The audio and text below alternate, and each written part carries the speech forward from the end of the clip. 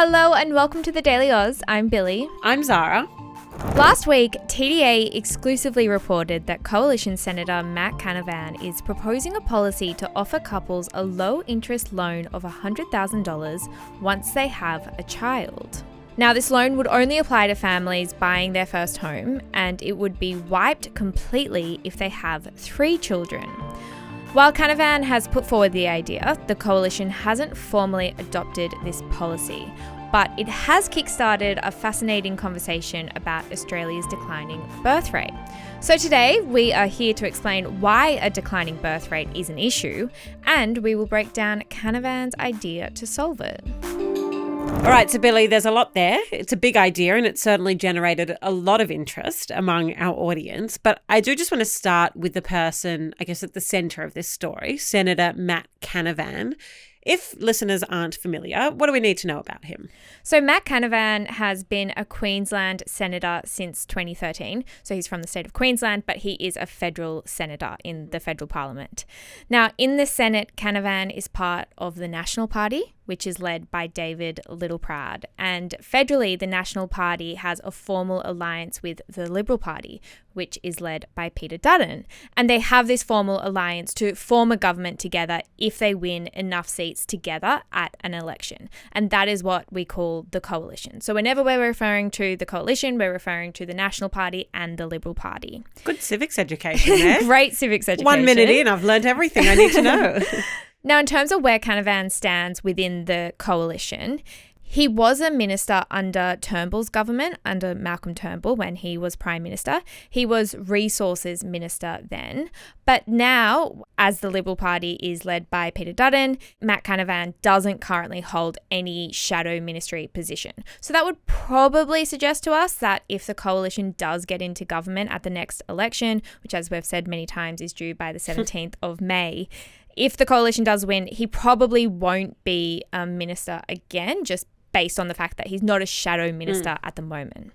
Now, that could partly have something to do with the fact that he often speaks out against the coalition's official position on multiple policy areas. So, for example, one area that he feels quite passionate about is climate change. Which is why it's so interesting that he was the Resources Minister under Malcolm Turnbull, who is famously quite a strong character when it comes to climate. Matt Canavan sitting on the opposite end of the spectrum to Turnbull. Yeah, so for example, he suggested that Australia should withdraw from the Paris Agreement, which is not the official stance of the coalition or of the National Party or of the Liberal Party. So he's kind of considered often like a rogue backbencher. I feel like that's the term that is often used to describe him in the media.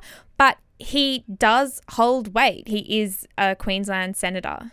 Yeah, and just to give everyone a visual, if you still don't know who we're talking about, anytime you turn on the news and there is a member of parliament who has a TV on behind him with a message, that's Matt Canavan. Yes. That has become his kind of signature thing when it comes to media interviews. Okay, so Billi, let's turn now to this policy idea that Matt Canavan has put forward. I'm keen to understand the context in which his policy of trying to incentivize people to have children, the context of where that policy really comes from. Yeah, so Australia's birth rate has been falling for a number of decades. And when I was looking into this with TDA's political journalist, Harry Sekulich, last week, I was fascinated to learn just how much it has dropped. So if we go back to the 1950s, a long, long time ago, the birth rate was 3.5 babies per woman. So for every woman in Australia, on average, she was producing 3.5 children. Now, in 2008, the birth rate had dropped to 2.02, about 2 children per woman. In 2023, which is the most recent data we have, it was down to 1.5 children per woman. So it's been dropping significantly for decades. And the fact that the current birth rate is 1.5 children per woman means that we're not meeting the replacement rate, which would be 2 children. So if we just take a very average family and say that's 2 parents, the replacement rate would then be 2 children. But at the moment, on average, we are not meeting that. And just purely in terms of economic forecasts, that is considered an issue. Yeah, I am keen to unpack this idea of it being an issue because we know there's so much that goes into the decision of having children, not having children. Of course, then infertility is a conversation alongside everything else. But you said just on purely economic terms that a falling birth rate has implications. Why is it such an issue for the economy? Yeah, and just to really emphasize that point that we are just talking about economic pros and cons. We're not talking about the reasons why women are often having less children than they were 50 years ago. So in terms of this declining birth rate and the reason why economically it is considered an issue, it's basically because it means that we have an aging population at the same time as we have a shrinking working population. So that puts a lot of economic pressure on governments because it means that we have less people being able to work and pay taxes, which is the main way that governments get money.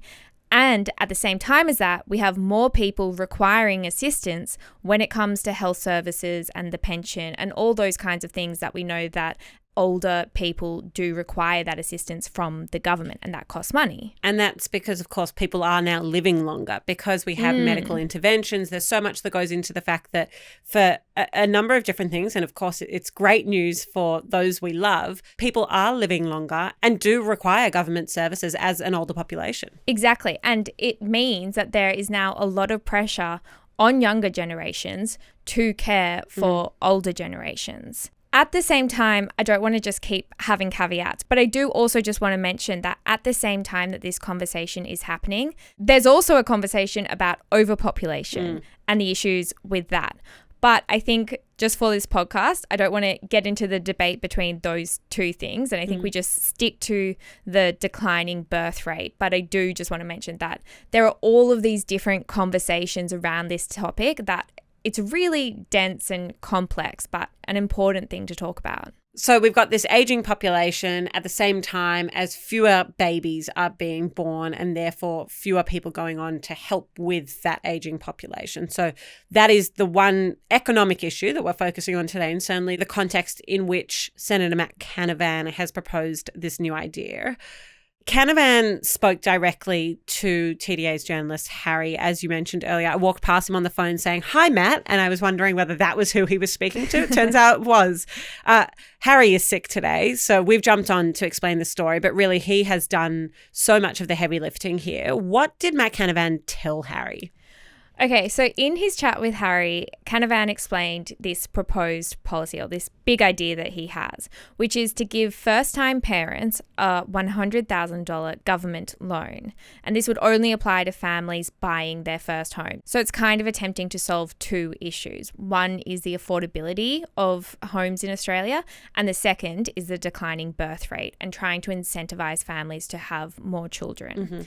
Now, this $100,000 government loan, the idea that Matt Canavan put forward is that the loan would decrease by 30% after a second child and then would be wiped altogether after a third child. So essentially what that means is that families would basically receive $100,000 to spend on a home if you have 3 kids, because you wouldn't need to pay back the loan if you have 3 kids. When we saw this come across our desks on a Friday afternoon, it was certainly one of the more unique policy propositions that I've seen.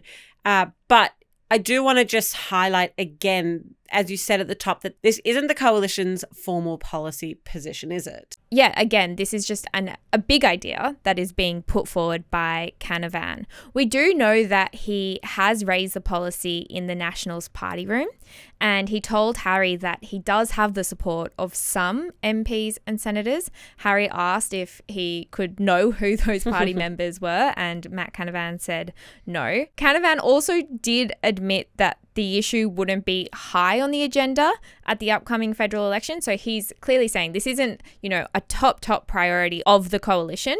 But he said that if the coalition did win government, it would be an idea that he would advocate for.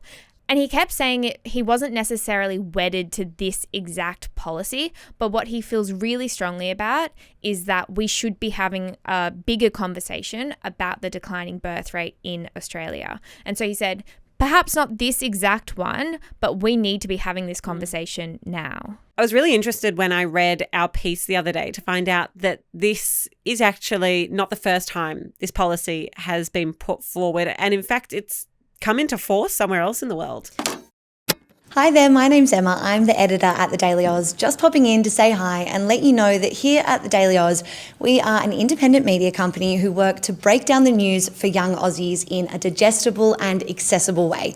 If you like what you're watching and you like what we do, please hit the subscribe button. Now back to the video. Yeah, so this whole policy proposal that Matt Canavan is putting forward, he said he was inspired by a similar scheme that has happened in Hungary. Now, when I learnt about this, it genuinely blew my mind. Let me take you through the steps of it. So in 2019, the Hungarian government introduced a loan scheme to encourage more women to have children. So I'm going to go through each of the phases of this loan scheme. Okay, so phase one, if you are a woman who got married in Hungary in 2019, you would receive the equivalent of about 43,000 Aussie dollars in a loan. And that could be spent on anything. So this wasn't specifically to homes. And again, that's just if you get married. That's got nothing to do with children yet. But then phase two, if you have a child, so your first child, you then didn't need to pay off the loan for 3 years. The next step, the next child, if you have a second child, then 1/3 of the loan would be wiped. And then a third child would mean that the loan was completely wiped. But then... Oh, there's more. There's still more. Okay. The fourth one is the one that blew my mind. If you had 4 children in Hungary, it would mean that you would pay no income tax for the rest of your life. Well, my Hungarian mother with 4 children would be listening to this with great interest. That's crazy. Isn't that crazy? Yeah. So if you think like you get taxed every month or whenever your pay cycle is, in Hungary, if you had 4 children, that means that you would never have to pay that income tax. I'm so interested to know if it worked. Like if the idea was to bring up the birth rate, did it work? Did it do that? This is where it kind of gets murky, and Harry and I were looking at this and trying to figure out what the analysis says. Essentially, the birth rate in Hungary has been rising for over a decade. So before this law came into effect. Exactly. Even before this policy came into effect, the birth rate was rising. And since this policy came into effect, it has continued to rise, but not by a considerable amount. There hasn't been this huge jump that you can look at 2019 and say that at that moment there has been a drastic change in the birth rate. But it has increased since 2019. So again, there hasn't been a lot of analysis that we could find, but there has been an increase. Yeah, so interesting. And maybe, you know, in the years to come, we'll be able to see a clearer picture of what that looks like over there. I do want to come back to Australia now, because one of the things that I'm reminded of when we have this conversation about Matt Canavan's policy is that this isn't a new conversation. Australia has been having this same conversation across the political aisle for decades. Yeah, do you remember that quote?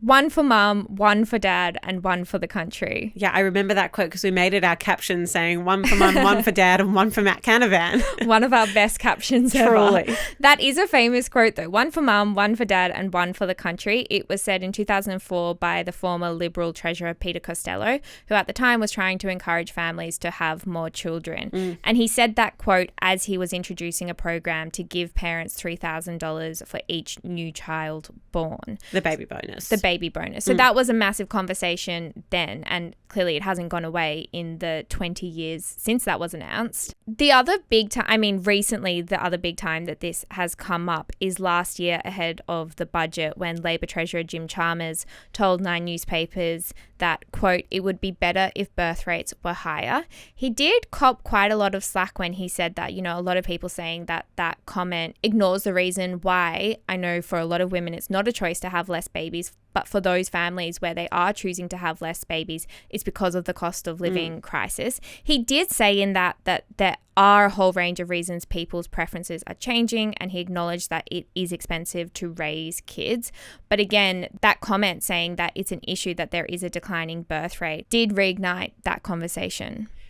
Speaking of, Jim Chalmers is the current treasurer. He's handing down the budget next week. Can we expect anything from Labor on this? Have they responded to Matt Canavan's proposal? Great question. They haven't announced anything specifically about the declining birth rates, but I guess you would say everything that they've done in the childcare space is to make it easier for families to have more children. So they haven't specifically said that this is attached to the declining birth rate, but they've definitely announced policies to make it easier for families. Now, Harry did speak to Labor's Minister for Women, Katie Gallagher, about Matt Canavan's specific policy proposal, and she told TDA, "I'm not entirely surprised that Canavan is linking financial incentives to a woman's reproduction of children." And she said the key to reversing declining birth rates is to support people and their choices. This is a specific quote. "I don't think imposing these kinds of 1950s views about the role of women and their reproductive capacity is the right way to go." So she's very much saying that she's not in favour of this policy at all. Yeah, so certainly no strong signs there from the government that they would ever support anything like that. We did also ask our audience on Instagram what they thought about the proposal. 66% of respondents rejected the idea, said that they wouldn't support something like that. The rest obviously confirming that they would. So by no means an overwhelming rejection. And we had all sorts of responses coming in as to why people either support or reject the idea, but certainly one that got the conversation started. I would almost say that's a pretty good reception to a policy. You've got 1 in 3 people saying that they would feel encouraged to have more children if this policy came into effect. Yeah. That's pretty high, 1 in 3. Yeah, and especially given that our audience is young and likely the target of that policy. Yeah. That's all I got for you. That's our exclusive, a TDA exclusive. Woohoo! Go, Harry. We're so sorry that he's sick today and wasn't here to explain it himself, but it's just been the most fascinating chat in the TDA office. It generated such an interesting conversation with the audience as well. And we will keep those exclusives coming. Thank you so much, Zara. Thanks for listening to me yap. We'll be back again this afternoon with your evening headlines. But until then, have a great day.